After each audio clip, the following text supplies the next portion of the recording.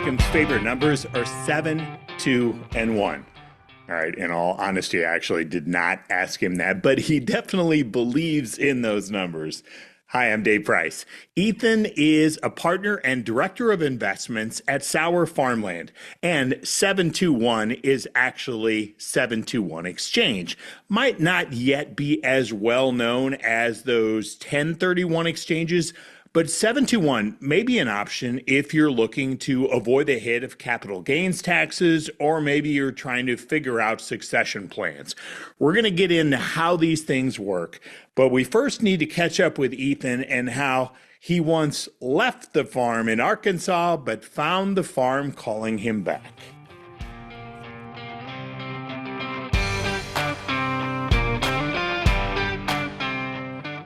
Well, Ethan, we appreciate the connection. Thanks for doing this. Yeah, Dave, great to connect with you and great to be on your show.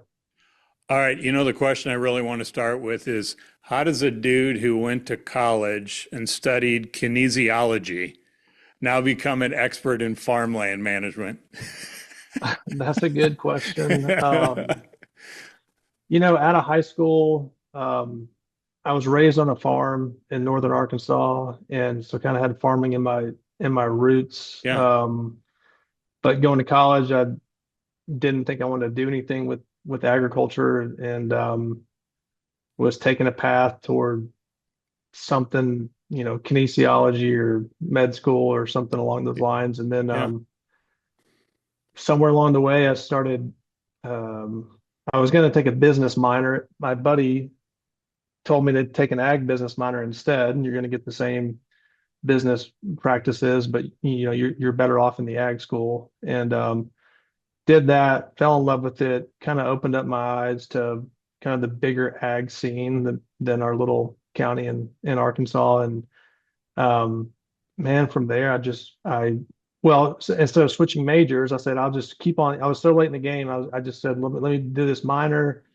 I'll go pursue a master's in ag econ instead of switching my undergrad degree. So I've carried that kinesiology with me, since I graduated. But yeah, my whole career so far has been agricultural economics or ag finance or ag investments for the last decade plus. So, And does your family go way back in farming? yeah, so our farm in Searcy County, Arkansas, actually just got designated a century farm Oh, by the nice. Arkansas Department of Agriculture. So we've been on it for over 100 years. I'm fourth generation on this farm and on this land, and we're primarily a cow calf operation. Okay. Do you still get to stay active? Do you get much time for that? As much as I can, as much as the day job allows. Yeah. Yeah. I like to say I'm pretty active. It's either in the morning or the afternoons or evenings, after work hours, helping dad or me and my wife have our own little Angus herd. So we're kind of in calving season right now. So the evenings are kind of checking on that and tagging calves. And if you live in a small town, it's a great, that's kind of the recreational activities I feel like is farming. So Yeah. yeah. Funny, not that you were like a rebellious kid or anything, but it's funny how your path took you right back. Maybe it's not exactly the way that you thought as a little kid it'd end up, but you still have found your way to keep connected to it. Yeah, I would have never guessed when I left here in 2008. I would have never guessed that I'd be here today. Number one, back on the farm with my Yeah. family. Number two, working in this field, working in kind of an investment space within farmland and agriculture. Um, but honestly, I wouldn't have changed anything. It's kind of a dream come true to get to be back on our land and and professionally get to stay connected to the ag world. So it's just funny how life works out that way. But instead of you sitting, in a corner office in New York doing investment strategy planning, you still stay connected like this. And I would think that's incredibly helpful for you. We want to talk specifically about 721 exchanges here in a sec, but that's really got to keep you connected to what life is like, right? because you're right there and you already know what your family's going through and you understand what other farm families are going through. So that's really got to help you in your full-time gig, right? Yeah, I think so.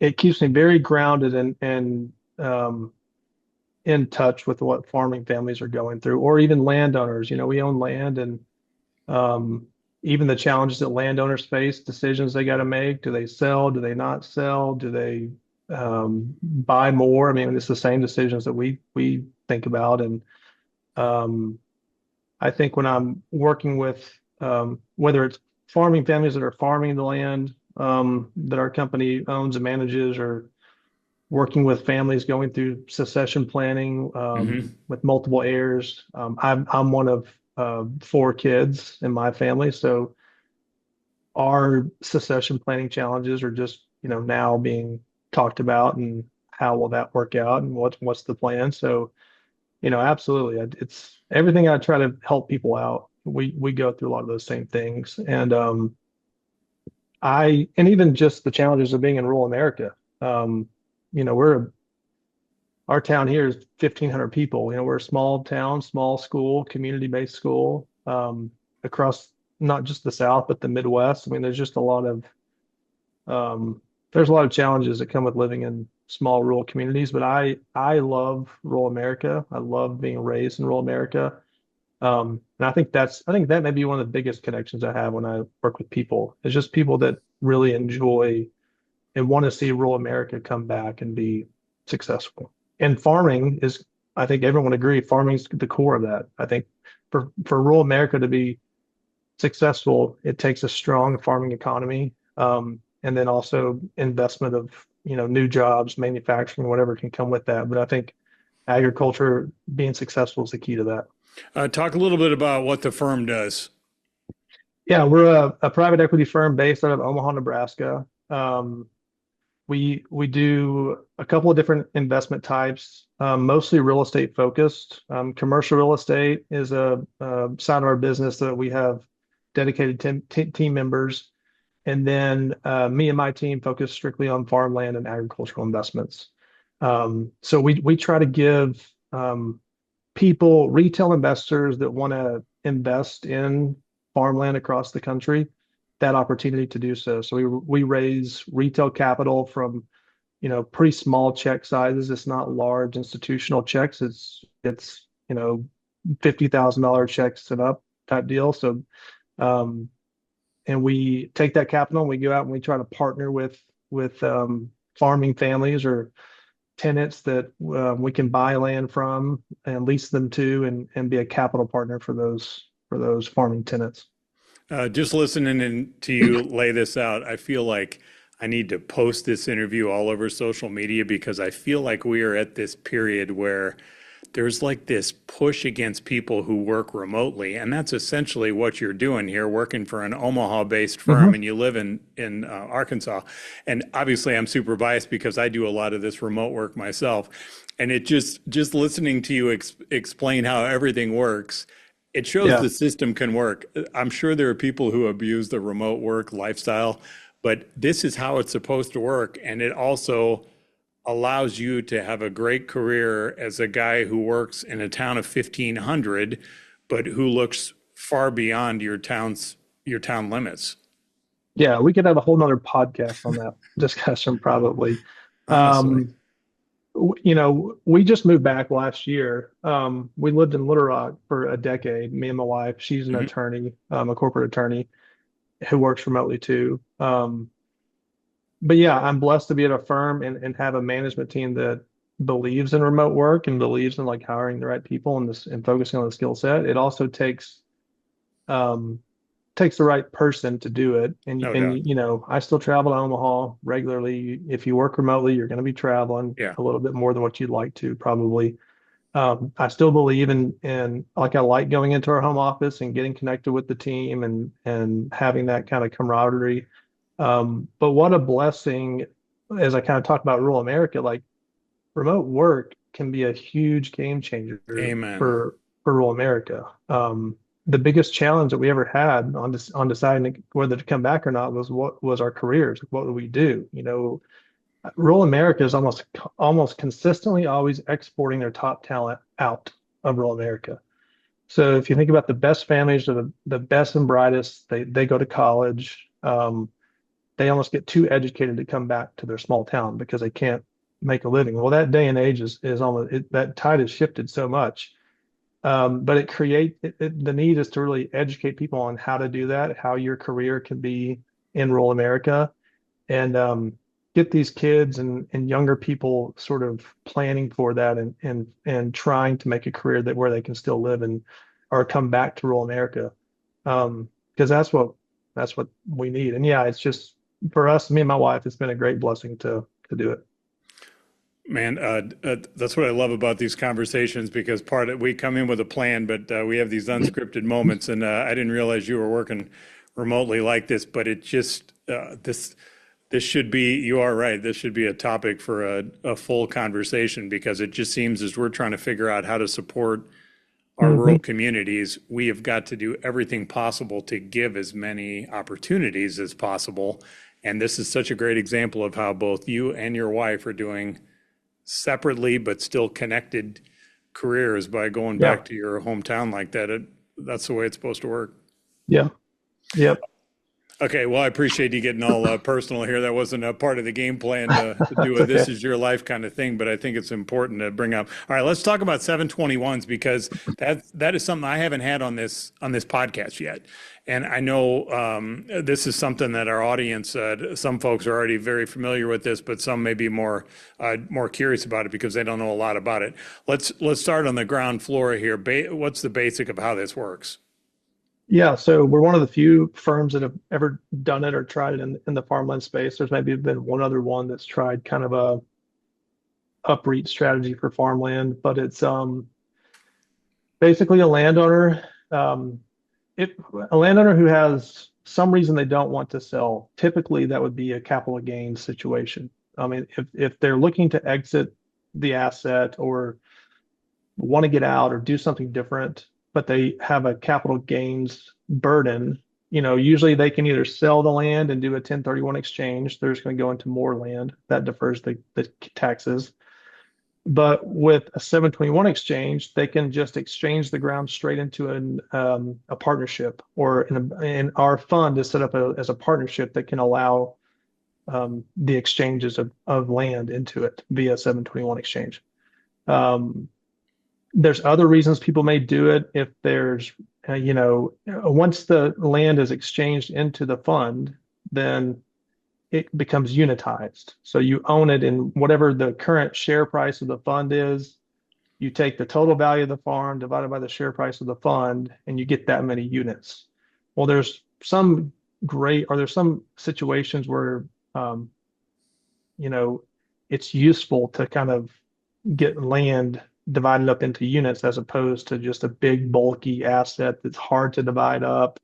And typically that comes with succession planning or when they're trying to figure out how to divide this asset up among their kids or grandkids, or maybe children that have inherited land that they now own with multiple other siblings or heirs, and nobody can decide, who should we sell? Should we not sell? Well, I don't want to sell. So that's kind of it adds a lot of flexibility to the asset class. You still remain invested in the land because our fund is invested into row crop farmland. So the farm you exchange in just becomes an asset of the fund. So it gets blended in with all the other farms that's in our fund. So you also get a diversification as well. So now you're not just invested in a single farm in Iowa. You're now invested in farms in Georgia, Louisiana, Mississippi, Indiana, Michigan, and as the farms collect rent, so as the farms generate income through rental income, that rental income is paid out to the unit holders of the fund. So you're still receiving income from your asset. It's just now blended into a diverse portfolio of farms instead of one farm. Kind of like a stock market with farmland. That's kind of the way I would put it. It's a mutual fund. It's like Mutual a fund. mutual fund of farms is essentially what it becomes. Yeah. So, what about a scenario like with you and your siblings, four of you, maybe all four of you don't want to stay in the game, don't want to stay active in farming. You talked a lot about succession planning. So, how would a scenario work for that? Yeah. A great scenario is we did a 721 exchange last year with the family in Iowa, and it's kind of a great case study to walk through. So it's the Cole family in Lynn County, Iowa, and Okay. they uh, have operated that land for a long time, pretty substantial land holdings. Um, Mr. Cole farms the land, and he owned it with four other siblings. I think there's five total siblings. Well, four siblings had moved away, and they Mm, had gone off and done their lives, and you know, whatever wherever life took them. But Mr. Cole and his son still operated the farm to this day, and he stayed on the farm the entire time. Well, after both parents eventually passed away, um, and the land went to the estate, then it was time to figure out how to divide up, how does this all shake out? I think for a while they just rented it. I think a lot of people do this. For a while it was just leasing it to their brother, and that, that worked out fine for a while. It works out fine until someone's ready to cash out. At yeah. some point someone's like, I'm ready for the cash, which is fine. I mean, that's their right to that. But when that need for cash, the only options are, does the person farming the ground, he can either write a check, right, which in today's world are pretty large checks to write to buy out your siblings, or he can go to the bank, get debt, take on debt to pay out his siblings, which is not as accretive today at 6.5% interest or 7% interest as it used to be. Or he says, I can't buy you out. And then the next option is, well, we're taking it to auction. It's time to Hmm. sell it. Just sell the whole thing.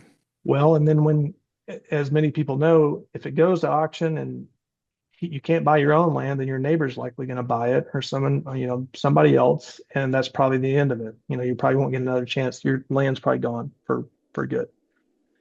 So, we had actually did a podcast like a couple of years ago, and Mr. Cole's son heard us talking about 721 exchanges Hmm. and how we can, help and do this. And so we met with them, kind of looked at the farm, looked at the whole situation, met with accountants, and lawyers, and kind of said, this is how this works. Let's get everybody comfortable with this. Met with all the siblings multiple times, and um, the beautiful thing about it was it it it met the needs of everybody, right? So like Mr. Cole needed to make sure that the farm didn't sell and that he had the right to farm it. He was going to continue to operate it.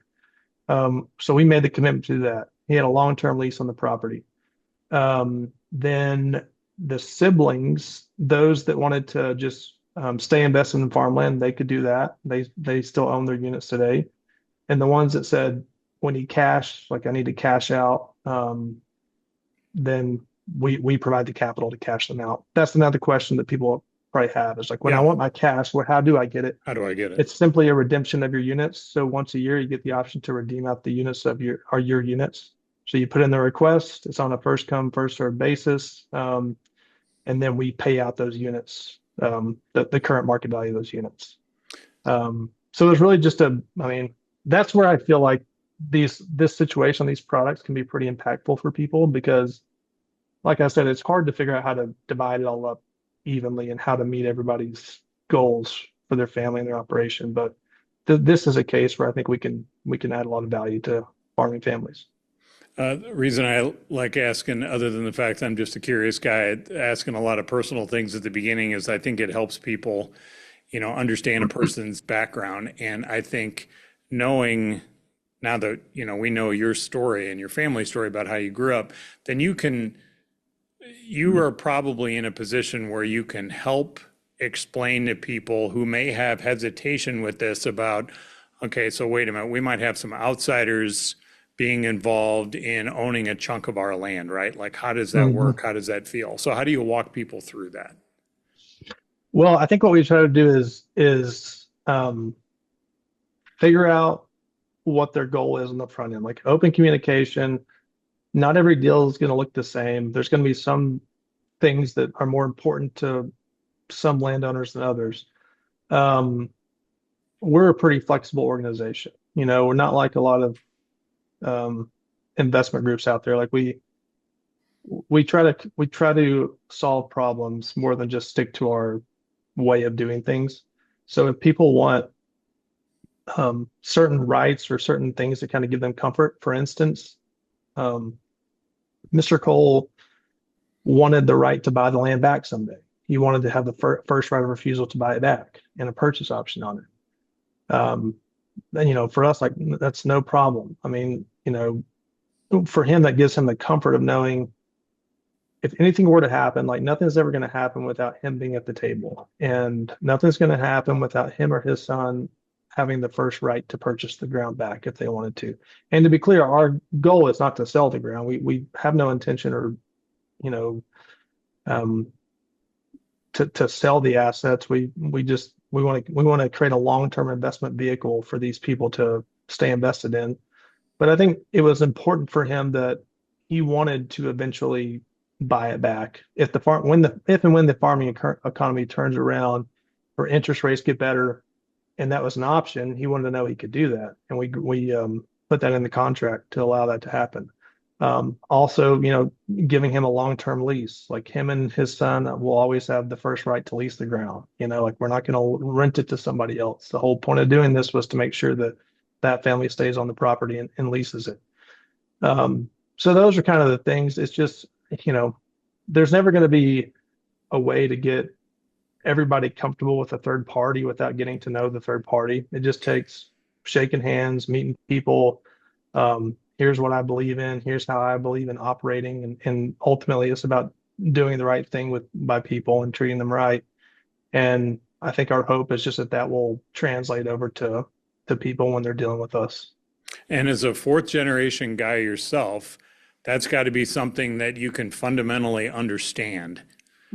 The kind of emotional connection that you would have to your land that's been in a family going back for so many years, so many decades. Yeah.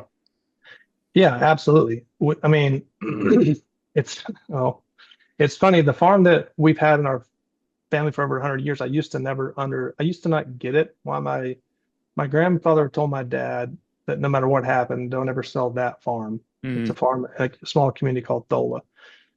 And he said, don't ever sell that farm. You can't sell it. And it's kind of out of the way from where we live. It's about it's like 20 minutes from where we live. It's just out of the way from our core operation now. Sure. So growing up, and I was like, we would always kill ourselves to go out there, and it was always kind of this property that didn't make sense to fit in our operation. And I would never understood if we were ever going to sell something, why didn't we sell that one? It didn't Mm-hmm. make sense. Mm-hmm. And I used to always like kind of just question dad, but he never wavered. He was always like he made a commitment to his dad to never do that. But he ultimately told us, he's like, I made that commitment to my dad, but when it becomes y'all's, like I didn't promise him that you guys had to do that.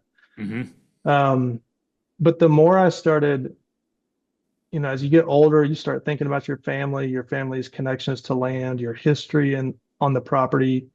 You realize how rare that is for a family to hold land that long. You think about the people that started it, the first family members that owned it and Yeah. and worked it and operated it, and And what that took. now I just the appreciation for how amazing that is that someone in that family is still operating it. And that's what kind of led me to enroll in the Century Farm program with the Arkansas Department of Agriculture, and just to kind of like say like, hey, this is a part of our history. We're not doing anything with this ground. I kind of get it now, the older that I've gotten. So absolutely. And across the country, whether it's here in our county or just the great history of the Midwest and Midwest farming, and people take a lot of pride in their land, and people that are still farming, you could just really tell the sense of pride that they have in their family's land. Um, And so that's why what we're one of our goals is to try and keep that family connected to the land, keep it from going to auction, keep it from dividing up a family, because people are so emotional about it. And I totally get it. It's an emotional asset. It's not always just black and white and numbers and Mhm. what makes sense on paper. There's just so much more connected to farmland than that. Unfortunately, we've seen some of the headlines about the number of family farmers in your state specifically who have been struggling. This could be, I would assume, an option to maybe keep some of these people in the game when times are so lean like this. Yeah, it certainly could. It could be an option if, but the main thing a lot of the farming community needs today is capital, right? Yeah, I mean, they need cash. They either need higher value for their crops. They need lower input costs. They need all the above. cheaper, yeah, whatever it takes. Yeah. I think there's potentially some solutions that an exchange option could work, but I think really um, for people, farmers or and farming families that need capital, the other side of our fund, or it's the same fund, but um, we are a capital partner, for buying land and leasing it back to operations, and so that's something we're really interested in, and really we really like that model is uh, a family that is looking for somebody that's wanting to work with them and take care of the land and but get them the capital they need to keep farming. We obviously love to lease it back to the people that know the land better than anybody else and would treat it like their own. So that's where I think we could help out the most. But no doubt the farming economy just needs something to get this thing turned around. And hopefully I think we're all just hoping we're at the bottom and that there's better days to come, because we've been weathering through this storm for, 3 years now, and it feels just like it's been a long time since things have Uphill. looked good. Yeah, uphill climb for sure. It feels like. What's the silver bullet here? What's the cure for this? Is it just a painful cycle and we got to get on the other side of it like we've done before? That's a I can give you my take. I mean, it's there's so many things about it, and there's so many different ways to look at it. Obviously, um,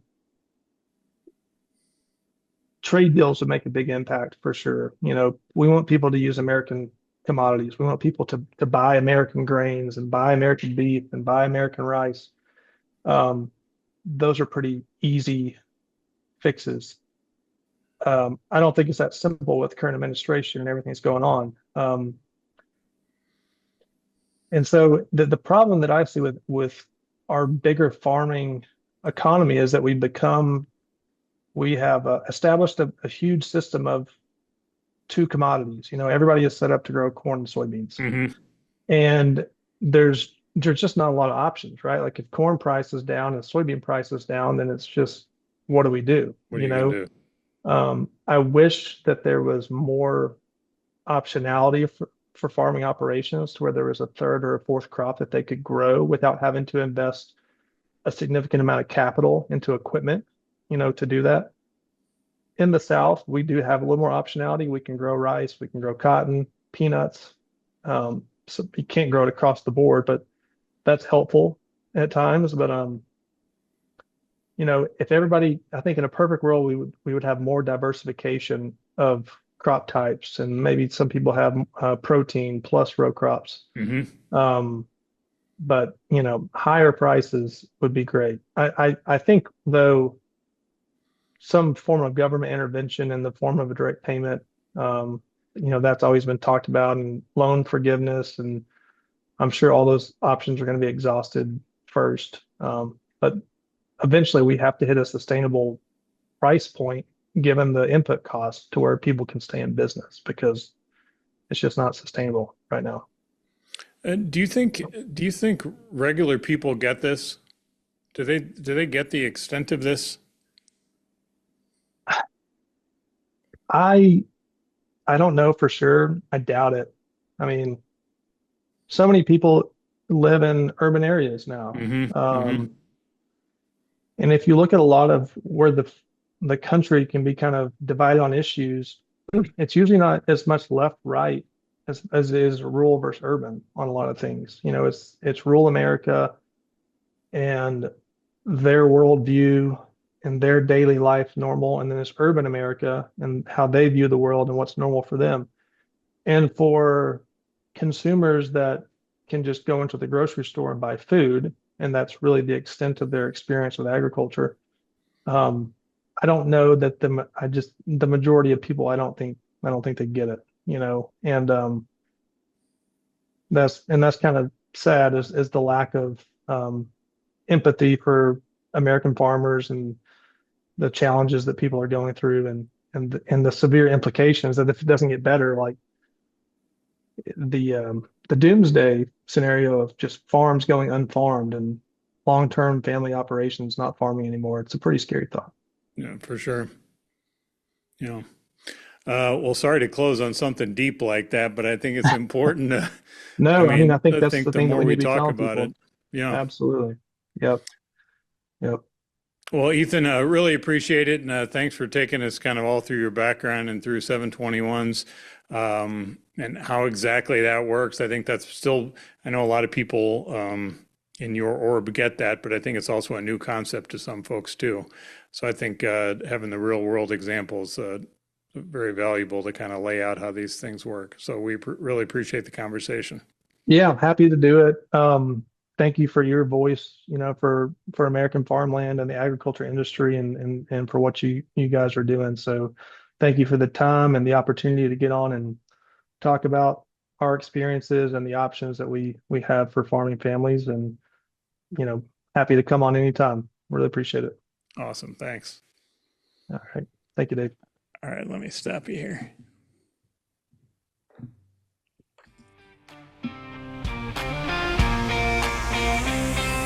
You can learn more about Ethan and Sower Farmland and 721 Exchanges by checking out the American Farmland Owner newsletter. It's our free weekly collection of stories all in one place. Interviews with thought leaders, trends, challenges, and the latest developments. It's the place where landowners get their news. You can find it now at AmericanFarmlandOwner.com. Thanks for joining us here on the podcast, wherever and however you do it. We appreciate you. And thanks for caring about the future of our farmland.